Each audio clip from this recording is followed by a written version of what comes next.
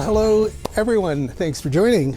My name is Troy Joseph, and today I'm going to share something about a topic that's become really sort of exciting for me in the last year or so, and that is authentic assessment. So I teach economics at Carleton University. I've done about 8 courses over my teaching life, but for the last several years I've only focused on the first year stream. And teaching first year students it's exhilarating. Students arrive every September. The majority of them are either 17 or 18 years old, and they arrive with this enthusiasm, and it's contagious. They're curious.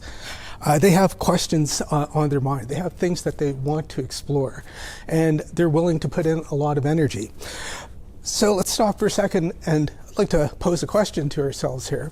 So when students arrive in our classrooms, does it feel like they're the ones in the driver's seat of their learning? Or does it feel more like they're passengers following some preset route that we have mapped out for them, where the route is defined and the answers we want them to find already exist? I ask because when it feels like they're passengers, they're much more likely not to be engaged truly in their learning. Whereas if you have a situation where they're part of this, they are choosing topics, they're making choices, they're taking risks, they're making the occasional mistake, and they're learning from them, and they're rethinking things, they're much more likely to be deeply engaged and curious and get more out of the educational experience.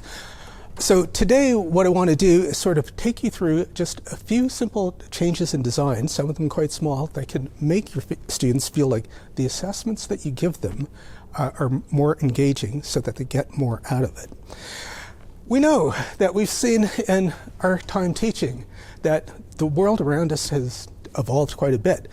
When we started, we still sort of see the infrastructure of universities is built around these big cavernous libraries with all sorts of books around them.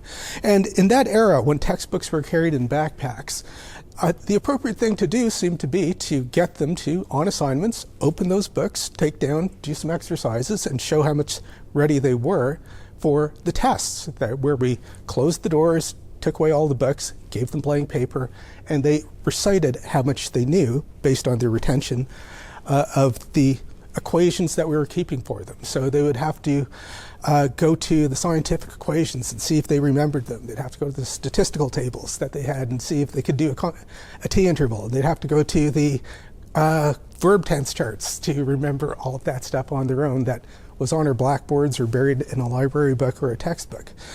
And then the world gradually changed, where textbooks became ebooks, and once they became ebooks, soon after accompanied by electronic assignments.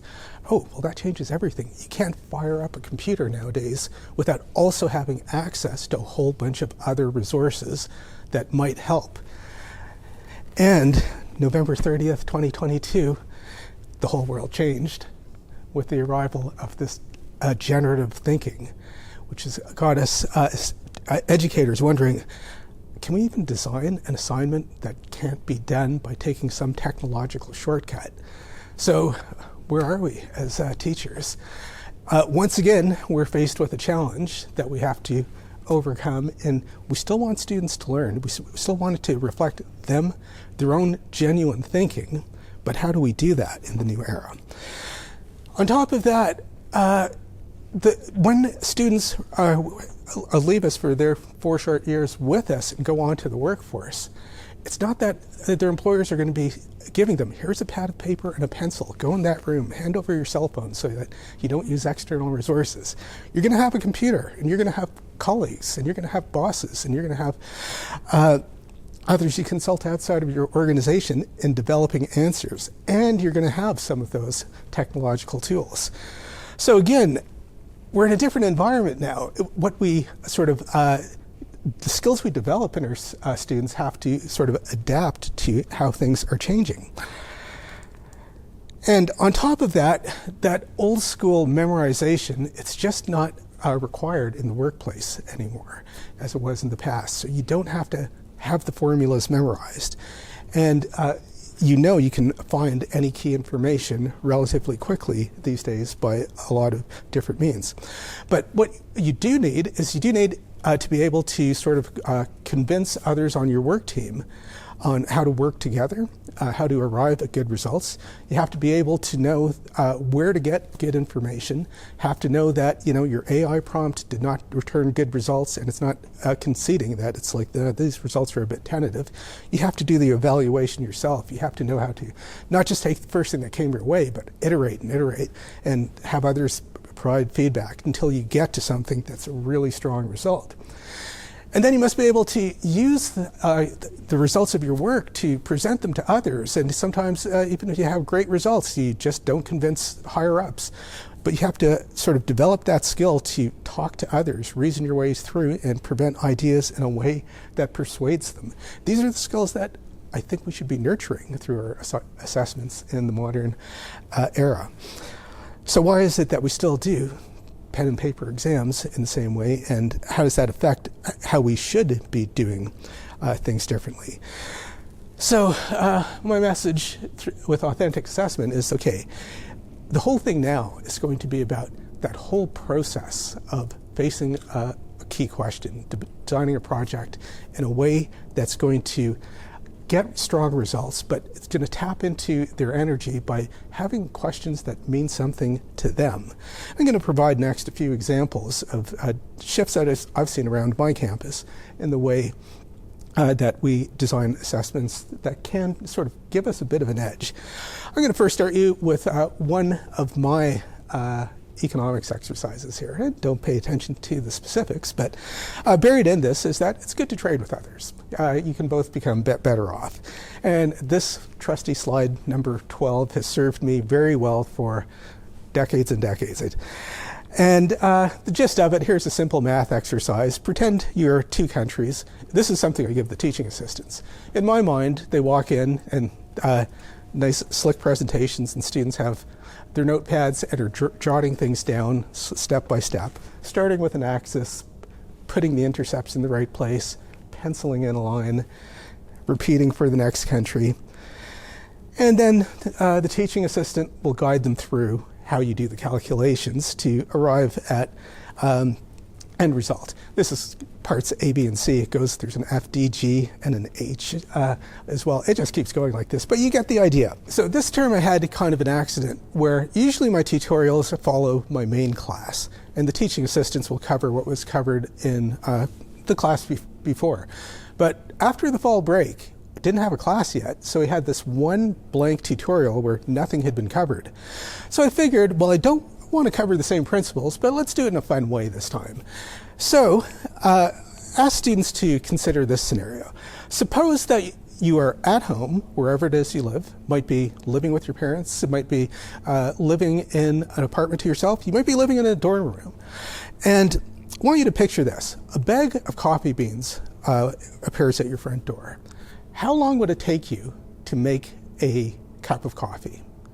So if you're at your parents' house, maybe you have a coffee grinder and a coffee machine. It won't take long. But if you're in a dorm room, you're going to have to think, well, geez, I'm going to have to bash this with a shoe or something like that, or squeeze it apart with my bare hands before I get it into coffee grounds. But whatever it is, just sort of write down that time. And just think through the process of how long it takes you to make a cup of coffee. There's no wrong answers. It's just based on what you have. Next, think about, let's say that you had 5 oranges and were asked to make orange juice. Okay, so if you have a juicer at home, it won't take you long. If you have to peel them and squeeze them with your bare hands, it's going to take you a while. Okay, take your times. Turn to a classmate. Would it be possible for you to produce more together or separately in an 8-hour day? And I know the answer is always going to be yes. There's always going to be benefits to trade.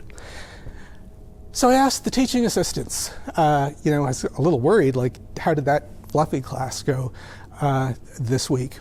And they said, the students said that from now on, they don't want to do math exercises. They only want to do things in this form. And that's when the lightning bolt hit. It was like, well, the students don't want to do dry math exercises. I don't want to be the deliverer of dry math exercises to them. Why are we doing this? And okay, but what if we stop doing them? Will they stop learning? Well, that's where we can sort of rely on the types of tools that Macmillan gives us. They have the exercises there. They're iterative. If they make a mistake, they can look at the solution, have another try, keep going till they reach their target grade. And we can use our classes to do fun things and do things that will stick with them better. Okay, going around campus, let me tell you about another exercise I heard from a colleague that teaches over in the biology department. He gives his students a wooden box for a third-year biology course.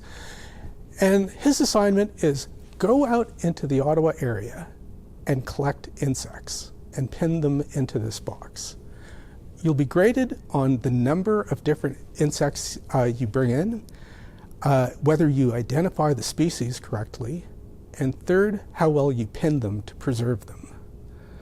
Okay, so you can see students get into it, where, you can see there's a little extra space there, but someone went to a reasonable effort. This person had fewer but more colorful ones. So you can see the students rise to the occasion, and it gives them something, and it's actual biology. It also teaches them sort of the care and precision that's required of these kinds of real-world endeavors. And another trick that we use on campus, again, go through, what if you ask students to present their work in a way that's readily digestible? To say they're fellow undergrads, okay, already they're going to start having the nerves going. What if you ask them to also present to the smarter students on campus, with the grad students? They're just the ones who grade their papers. They're going to want to make a good impression. What if you threw in their future professors as well? We're now, okay, kind of shaking in terms of we might have to deal with them in the future. Better make a good first impression. What if we threw employers into the mix? Invite them down to present your work. They'll have business cards in case they are interested to making contact. This is the kind of thing that students, you can see, they don't come to class dressed like this, but they take an interest. This was, I remember, February 6th at Saturday at 2 p.m. Students came down for it. And you can see it meant something to them. They're thinking ahead to how important this could be and what an opportunity it was to showcase their skills to those they cared about. Give you an example of one specific student poster I took a picture of. And this student was studying hummingbirds. And you can see she did a study where she had a bird feeder and kept a camera on it to see how frequently the hummingbirds sort of interfered with each other at the same time versus, in contrast, we human types would probably treat it like a water fountain where we lined up and went one by one. And how often was there interference? 54% of the time. And the real study was focused on, okay, did that help them? Did the interferers do better than those who were more passive? Turns out it's the more passive ones that go one at a time that have a higher caloric intake. Kind of a cute study, well presented, and you can imagine the student would have some pride in delivering these results to all those interested in biology, including possible future employers. Give you an example from my crowd, where this is a group known for managing an investment fund. So started in 2007 with $50,000 of seed money, so endowment funds, so used for scholarships. And they were entrusted to manage this comparatively small amount using their business smarts. Okay, so proof of concept, they didn't blow it on cryptocurrency or risky stocks. And so the money, the fund was increased to $500,000. And you can see it has, in a very short period of time, risen to $2.5 million in value. You can imagine how attractive that would look to a potential employer, an investment brokerage. Okay, they also have an ethics committee. They have social concerns drawn into it. So, and let's get this straight. So our students, it's so popular that there's a fee to join. So our students are paying us to make money for us because it makes them attractive to employers that want to retain them, for future students that get future investment. There's so many wins in this when we tap into their enthusiasm. So let me wind up with just 5 takeaways. So the real value of an assessment these days is whether students are going to take ownership for it. So that is whether it's Professor X's assignment or whether it's their assignment. Because if it's their assignment, they're going to be much more enthusiastic about the outcome. It's the engagement that really drives their learning. They'll want problems they'll be willing to wrestle with. They'll keep them up late, where they aren't going to give up, where they're not going to just search on the internet for where this question has been answered in the past because the answer is within them rather than some study site. Might turn our classrooms a little bit more into a campfire mode, where it's like, okay, go out and do stuff during the week and come back and we'll talk about it together and collective lessons learned. Or maybe we set 15 minutes aside for an exercise and then reflect a bit more. If we're building things that will have value to the portfolios, the students are going to pay a lot more attention to what they're going to do. So imagine how attractive it would look to show a picture of that box of insects, to include that as an attachment to your resume, or the performance of the investment fund to an application for an investment brokerage, or just that poster on a job application. They'll be very happy to carry that forward to them because it means something to them and it showcases what they do. Even if just like 1 in 10 of our courses could have something that was resume worthy like that, that would add up to something at the end of their programs. And then learning that where students are engaged, it's going to be sticky, it's going to last longer, and they're going to be proud to carry it forward because it's part of who they become during their educational journey. They're not going to quickly forget it. So this, I see, is the kind of the way that as we keep our assessments real, we're going to be able to sort of preserve our role as educators. You're not going to be able to have AI help you catch a butterfly. And if AI tells you that this stock is going to go up, well, interesting, but until you try it, it's not real. And I kind of see it requires a shift on our parts from here's what we know, and we feel obliged to translate it to them, to okay, here are the principles of learning. Go out in the world and figure some things out, and we'll come back, we'll discuss them together. It will sort of foster more, we don't really know what the skills are going to be that they'll need at their future employment, but we can sort of know that they have the know much about the process of learning and have the opportunity to grow in that process. I kind of see that this is the way we keep our roles. So as long as our assignments test something genuine, this is the way that we can ensure that the technology is not going to be as important. It's sort of that process of learning. We keep our roles. It will reflect well on us. It will reflect well on our institutions. Employers will see that students from our schools have an edge. They're able to produce things. And this is my main message. I think the next frontier of learning is premised in keeping our assessments more authentic.